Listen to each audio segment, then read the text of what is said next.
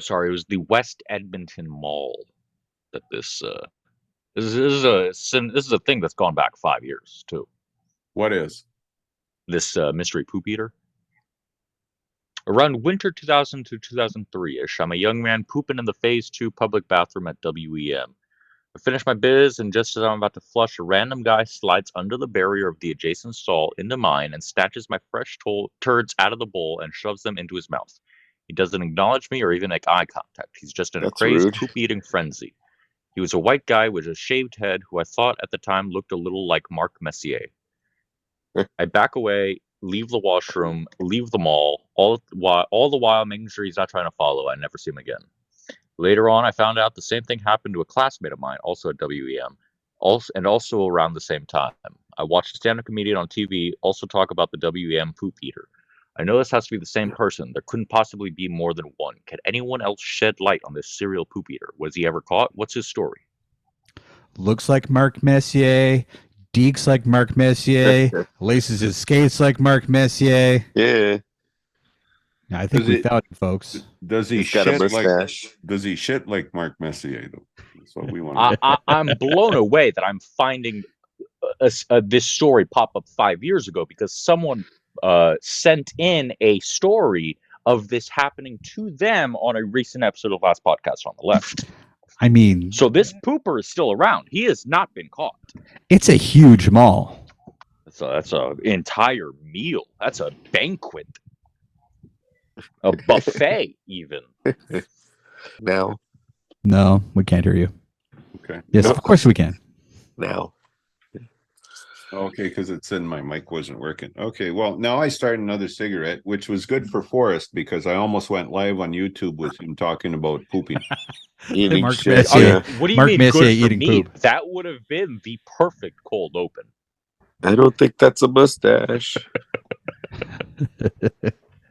Might have been. In America, we went to the clinic and then went to pay. And then they flipped the thing around and it was like, what percentage tip would you like to give? That's gross. Show solidarity with all the trouble in Canada. I'm wearing my plaid, so thank you. I appreciate it. It's a very difficult time for us right now. Mare and them back there, they brought us breakfast this morning. That was good. And we ate what we had left from yesterday's dinner. So we had a really good, amazing breakfast. Bananas. There's the boys. Gary up ahead there. And Cameron's in the truck waiting for me to switch out with him. It's absolutely amazing experience. Thank you so much, Chair. It was absolutely beautiful. Every time I think about when we speak, I have so much more people that are so much more stories to share. And even with what we shared yesterday, there's so many other things that I want to say. But we'd probably be there for 4 hours, so try to keep it. Hi, welcome to North of 48. It is October the 27th, and I'm joined by my friend from LaBelle Province, Davey Mammal. How are you, Dave? I'm not too bad. How are you, Walter? I'm pretty good. That was Charity talking, just a short clip. She may be able to join us later, a little bit later on the show. Hope so. Jim and Martha went and got their shots, the jab. They went and got the jab. As a result, they ain't feeling well today. So they asked not to be on here tonight.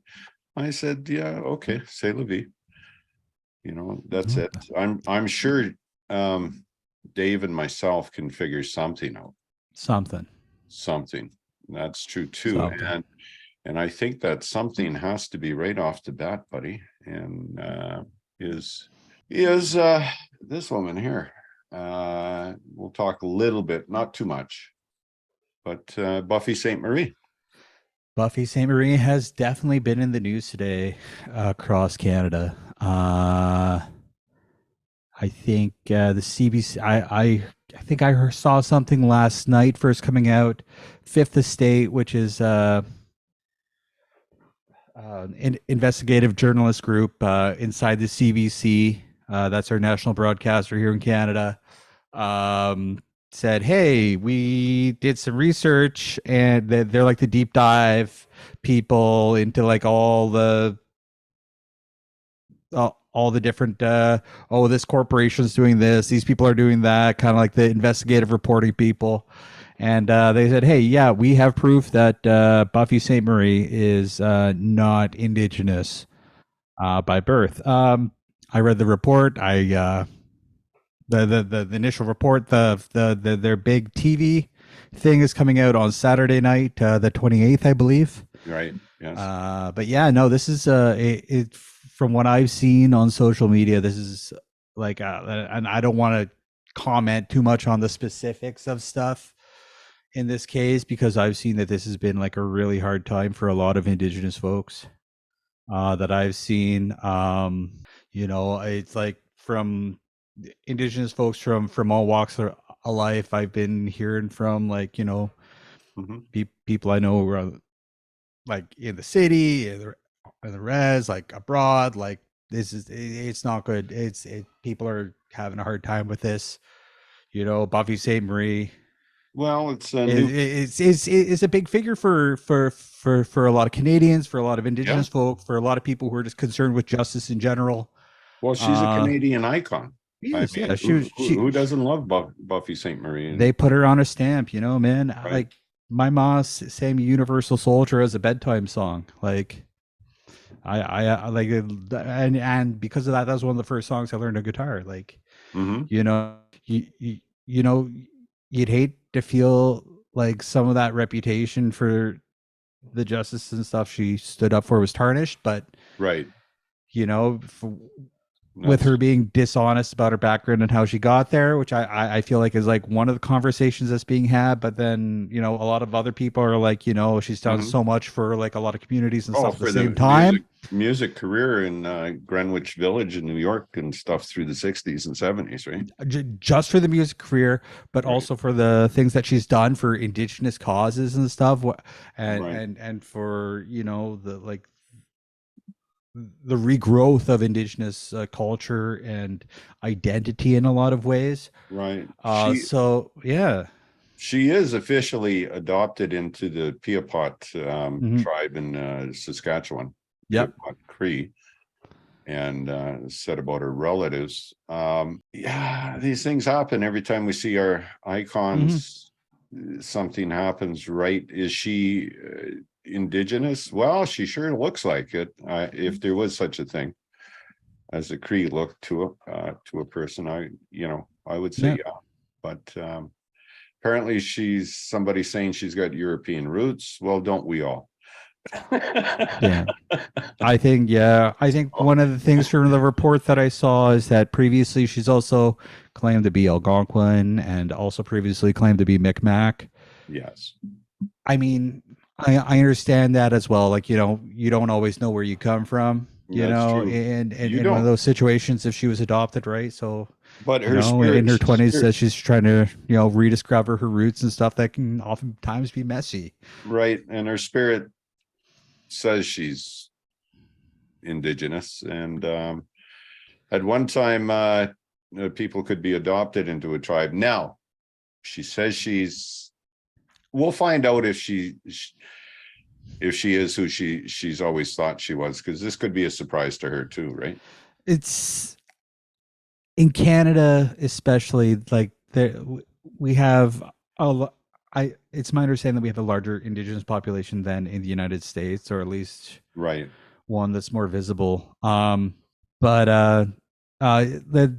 their Indigenous recognition is, I think, a little bit different in Canada, in that at times, like it really can be a game changer with like getting jobs or recognition or certain awards and stuff like that. Right. I think that's kind of one of the conversations that this whole thing is trying to bring up, or at least some people want to bring up, which is, how do Indigenous communities go about making sure that like they're like, if there's a limited amount of resources, that this kind of stuff is going to like actual Native people. And yeah.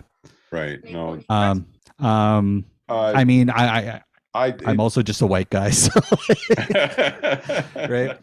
Yeah, sorry if my mind's elsewhere here. I'm trying to set up Massachusetts. trying to set up the next clip there, but that is there we go. So okay, we'll switch from that to hey, I know. Let's go to Maine. How about that? I was going to set this up for Jim and Martha, but hey, man, here's a clip. I'll get horny on Maine. Antonia, first of all, what is the latest on the manhunt for the suspect? Good morning, guys. Well, law enforcement has fanned out across New England, and we're talking about an investigation that is not only led by the Maine State Police, but is involving federal partners, FBI, ATF, as well as other local law enforcement agencies, and with assistance from states like Massachusetts and New Hampshire here. And that is, of course, because he is on the run, and there is concern that he may not even be in this county or perhaps even in Maine at this point. And so authorities have a kind of wide lens here. We don't know the exact perimeter. And while, you just talked about the search warrants executed last night, we know that authorities are considering the possibility, he owned jet ski boats. There are multiple ways in which he could have moved. And as many people have discussed here, we know more about both his mental state and his training, his past. He was an Army reservist. He was incredibly proficient in the use of firearms, had been an instructor in some capacity. And so, we're not just talking about anyone on the run here. We're talking about somebody who would very much perhaps have survival skills, have knowledge of the wooded areas throughout Maine. And that is why we are still under a shelter-in-place order here. Businesses are closed. School is out another day, second day in a row. 3 people are still in critical condition behind me here. 3 of the victims passed away in the medical facility here. And so we're in this really heartbreaking and excruciating place, guys, where, the community is starting to grieve, still waiting for the confirmation of the names of some of the victims, but also unable to gather. They can't have vigils. People can't, meet up in public and, process all of this together because we are still in an active threat. Absolutely. Such a good point. Antonia, tell us also in the aftermath, I know we're learning about the victims. Tell us about them. Well, NBC News has independently verified 14 of the 18 people who were killed that night. But as I mentioned, 3 other people are still in critical condition, and we're learning from some of the residents who we've had conversations with. I spoke to one woman, a woman who's lived here her entire life, named Cynthia Hunter, who was here at the ER as people were brought in minutes after 7 p.m. as the shootings transpired.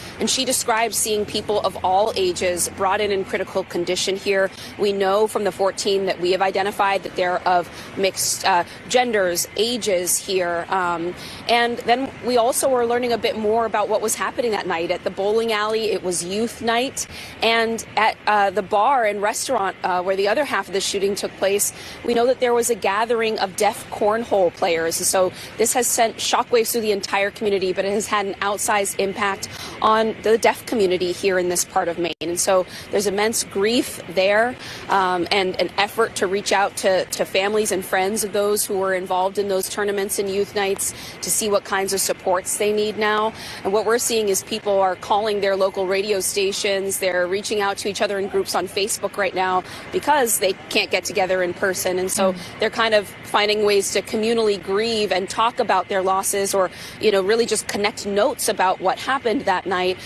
in the best ways that they can, guys. So, Antonia, the shelter-in-place order, which impacts towns and schools up to 50 miles away, any idea how long that's going to stay in place? Will it be until Card is caught? That's what it's looking like right now, although, there are some hopes from the community that perhaps they'll get some information that will allow them to bring at least school back. It's been devastating for kids who have been stuck at home, living in fear, waiting to hear when they might be able to leave their homes. We've heard from people who say that they've been turning their lights out when the sun goes down at night to make sure that, if Robert Card is out there, he doesn't see their home as a target, doesn't choose to come visit them. They've been locking their barns, locking up their cars. And so, the urgency here is to try to get a little bit of life back to normal, a little bit of community presence here on the ground. But what we've heard from authorities is that so long long as there is still this concern of an active threat, that they want people to shelter in place. That's the best information, the best advice they can give people right now. I don't think you can see it behind me here, but all day yesterday, there were officers here who had long guns, and they told us that they were going to have that kind of presence in front of the hospital so long as that active threat was in place, and they felt that they needed the shelter in place order here, guys. Antonio, we can though see, and as you just referenced, that another sequel to The Purge begins, this time in Maine. I did talk to Jim and Martha, and they're okay. They weren't affected too much by it, but I mean, the guy had skills. He had a mental break prior, and somehow he gets to keep all his guns, and he was a gun instructor. Tough. It's a tough one. But I could almost draw a parallel to Sault Ste. Marie, where they had terrific gunfire in Canada. Yeah, there was that Family. and then he went off and killed didn't he kill some other people? I tried not to listen to it. Yeah. Yeah. It was just so these guys who go do it, but the purge still continues in America. I don't one thing out of this, the Republican congressman for Maine has switched and said there should be things to do with weapons and stuff. So instead Like of mental health checks or something like that. That's what we have in Canada, right? Like thoughts and prayers, buddy. Thoughts and prayers. Yeah. It's actually a little better than yesterday, because yesterday's report was there was 50 people injured. And I see they got it down to 18. So it's just a crying shame, man. Yeah, it is. Man, if there was a solution to that stuff, I like there's no clear solution to this. Even if you like banned guns, right? Like yesterday, there'd still be millions of guns in the United States, and this stuff would happen. Yes, it would. There's no good answer to this stuff, except better mental health care, public health care for everybody. That's essential. Yeah. Just to nip that mental health issue in the bud most of the time. And you're not going to get it 100%, man. Like people will still have knives. You see this happen in like France and the UK, where they have strict gun laws and stuff all the time. People still end up going and like stabbing somebody or getting a hold of a gun from Belgium or something like that, right? Yeah, Belgium's famous for guns. Hey, stuff moves. Stuff moves through there, man. It's like Montreal. It's like the Montreal of Europe, man. That's true. But like you still will have stuff happen if you ban all the guns. It won't be as bad, right? Because people won't be able to unload like 30 rounds just like that. But this is still good. This is still an issue as a society that we're gonna have to deal with, even if we have all the mental health care, which we should have, right? Yes. Yes, we should. We should. But building community, I think that's even more important, right? Having community with like your neighbors and the people around you, because then people like this get, kind of fingered right away. They're like, no, this dude's not right, and community can come together to help somebody, right? Where when the mental just having institutionalized mental health care doesn't. No, you got that right. It's a social shit.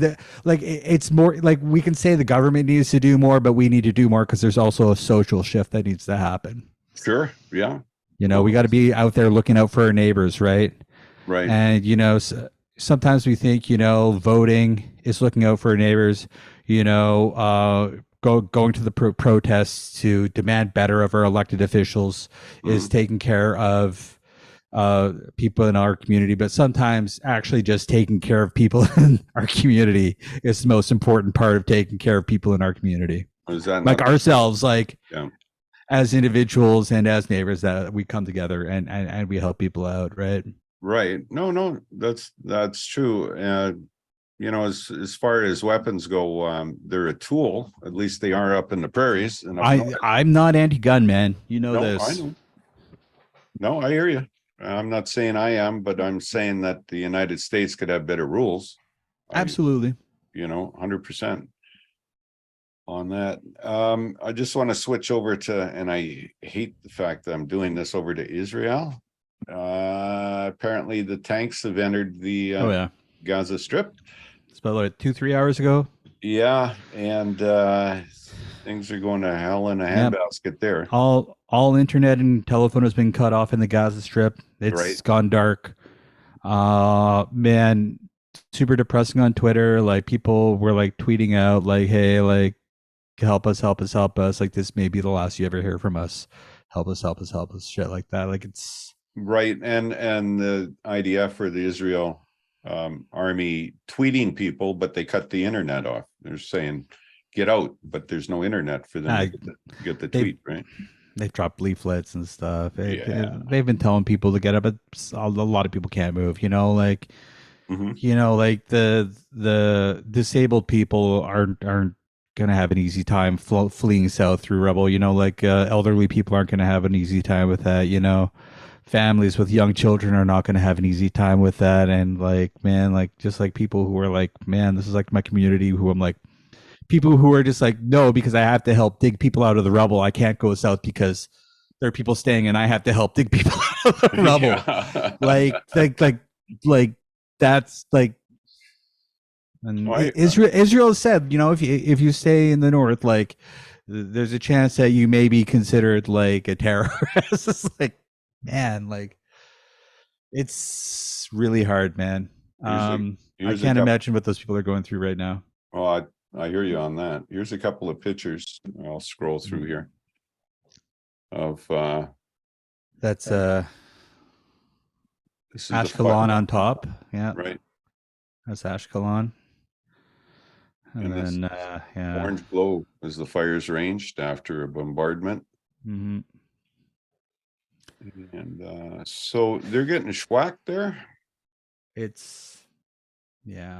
And they've increased the attacks on Gaza. That means this has been 20 days, and they're pretty much even. Tell me about with Ukrainian civilian casualties. Yes.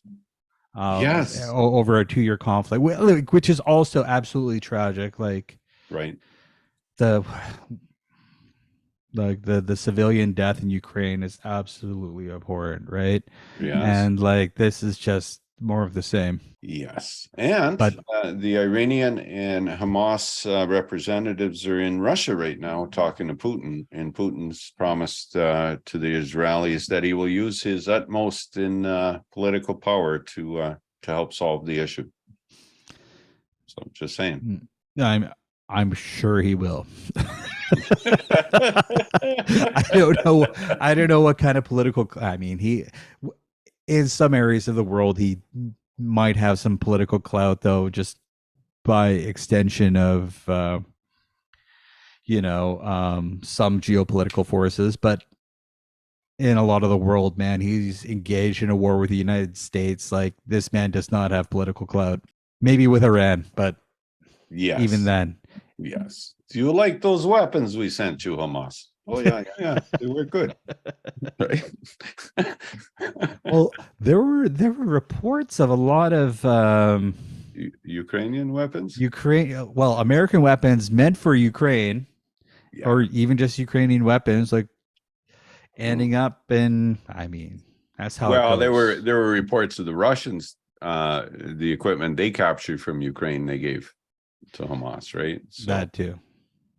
Yeah, but you never know where some of these American weapons that they send into conflict come from anyway. Like, it could just be like same guy that's selling to the Americans to sell to Ukraine is selling to Hamas, right?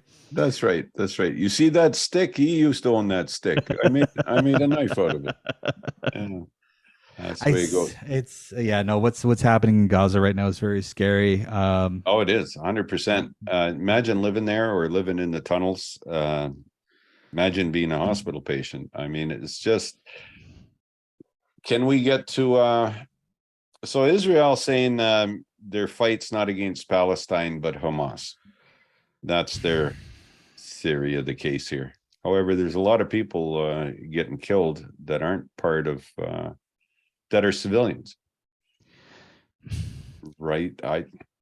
I mean, there's what to a certain extent, I'd say. Yeah. There's what the Israeli government tells us in English when they're speaking to reporters, and then there's Yes. everything else that influential people within Israeli society, especially on the far right, and other far right politicians who are part of this government are saying, in Hebrew, right, which isn't being translated, and there are a lot of people who are translating that stuff, and you see it, and it doesn't look good. I mean, this is like, it's like, like we're hearing what the Marjorie Taylor Greens of Israel are saying, right?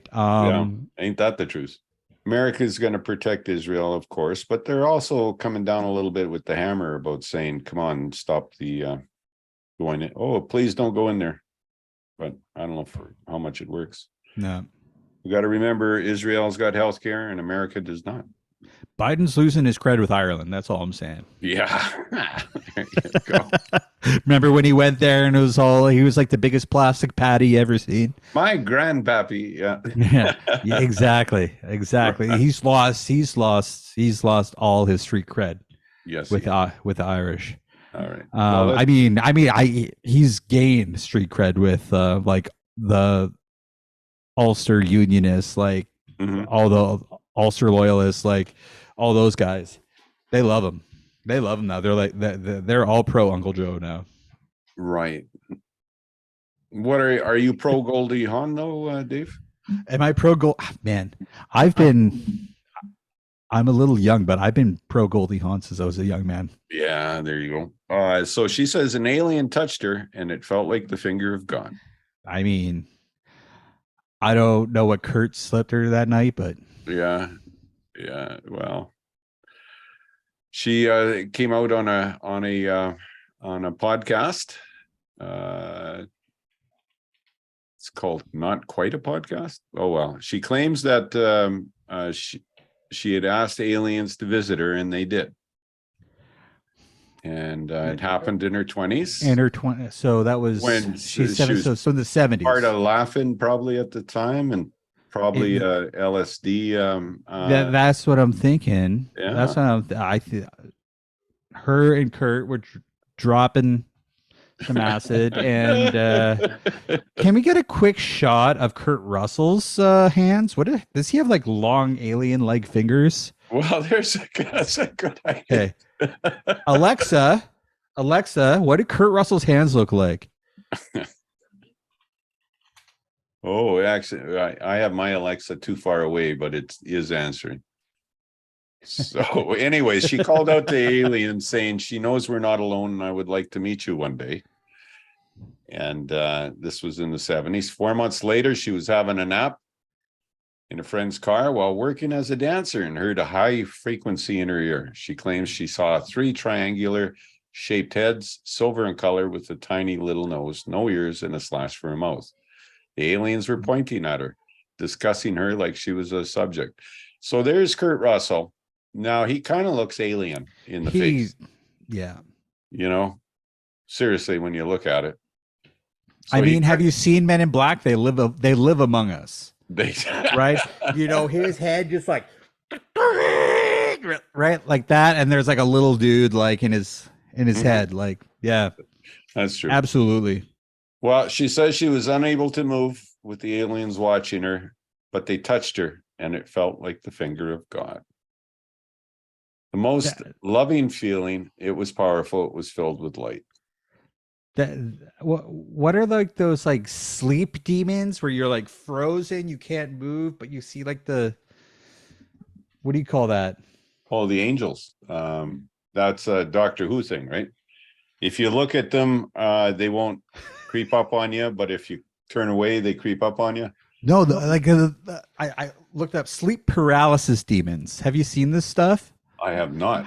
Sleep paralysis, like where you wake up like while you're like asleep, no, kind of, and like you can't move your body and you're still like kind of dreaming, but then you like always see like the most horrible and like terrifying things, and like so like demons and stuff that are like usually like sitting on your chest or something and making it feel like you can't breathe. So you just have this like waking nightmare. It's a real medical condition. I think she might have experienced like LSD induced sleep paralysis demons. That's, as a doctor, I mean, not like a traditional certified doctor, but as a doctor, Not as a real one. that is my analysis of the situation. Well, okay, Dave.